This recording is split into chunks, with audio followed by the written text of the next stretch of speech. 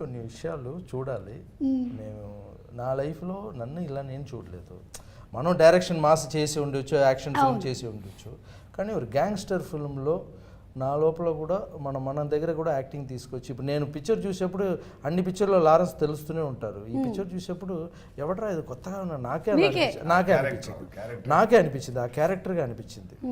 So ఆయన్ని నేను trailer, teaser, picture చూసిన తర్వాత ఒకే ఒక మాట చెప్పాను, నేను రజనీకాంత్ గారిని గురుగారిని పిలుస్తాను, దాని తర్వాత ఈయన గురుగారిని పిలుస్తాను.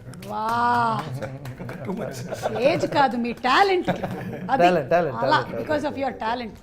ఎందుకంటే మనం వెళ్ళి మాట్లాడినప్పుడు